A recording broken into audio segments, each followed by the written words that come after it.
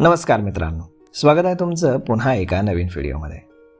मित्रांनो, मागच्या काही दिवसांपूर्वी इंडिगो विमान कंपनीच्या अनेक फ्लाईट्स अचानक रद्द झाल्या होत्या. यामुळे प्रवाशांना मात्र मोठा मनस्ताप सहन करावा लागला होता.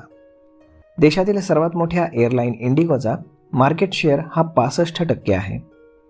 काही दिवसांपूर्वी झालेल्या गोंधळातून आता सरकारनं धडा घेत प्रवाशांना अधिक पर्याय देण्याचे प्रयत्न वेगानं सुरू केलेत. या आठवड्यामध्ये मंत्रालयानं 2 नवीन एअरलाईन्सना नो ऑब्जेक्शन सर्टिफिकेट जारी केले.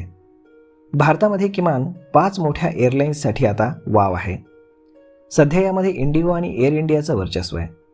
Union aviation minister Ram Mohan Naidu यांनी मंगळवारी एक्सवरती याची माहिती दिली.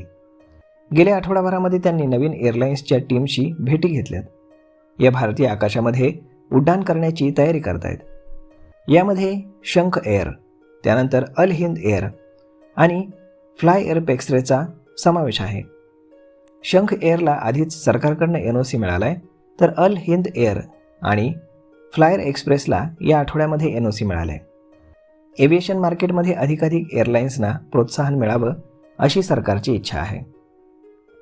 भारत हा जगातील सर्वात वेगानं वाढणारे विमान वाहतूक बाजारपेठांपैकी एक.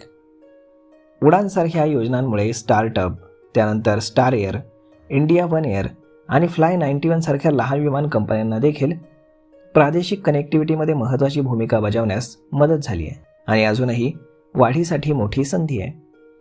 भारतातील विमान कंपन्यांचा ऑपरेटिंग खर्च जगात सर्वाधिक का आहे याची कारणं सरकारनं बारकाईनं पाहावीत अशी विमान वाहतूक उद्योगाची इच्छा आहे. यामध्ये प्रामुख्यानं जेट इंधनाच्या उच्च किमती आणि कर यांचा समावेश आहे. भारतीय विमान वाहतूक परिसंस्थेतील जवळजवळ सर्वच भागधारक विमान कंपन्या वगळता आर्थिकदृष्ट्या प्रेरित आहेत आणि म्हणूनच गेल्या 3 दशकांपासून आपण विमान कंपन्या बंद होताना पाहत आहोत, असंही मत एका तज्ज्ञाने व्यक्त केलं. नवीन विमान कंपनी सुरू करणं सोपं आहे, परंतु ती दीर्घकाळ चालू ठेवणं हे एक मोठं आव्हान आहे. याची अनेक कारणं आहेत, ज्यामध्ये उच्च खर्च, कर, व्यवस्थापनाचा अभाव आणि निधीचा अभाव याचा समावेश असल्याचंही त्यांनी सांगितलं. विमान कंपन्या बंद पडणं हे फक्त भारतापुरतं नाही तर जगभरामध्ये सुरू आहे. भारतातील चिंता ही विमान कंपन्यांसाठी खर्चाबाबत जागरूक वातावरणाची आहे. तर मग आता पाहणं फार महत्त्वाचं ठरेल की आता पुढे सरकार काय करतं ते. तर मग मित्रांनो, हा व्हिडिओ, ही माहिती तुम्हाला कशी वाटली हे तुम्ही आम्हाला कमेंट करून नक्कीच सांगा. आणि हा व्हिडिओ तुम्हाला आवडला असेल तर आपल्या जवळच्या मित्रमंडळींसोबत देखील हा व्हिडिओ तुम्ही शेअर करायला विसरू नका. धन्यवाद.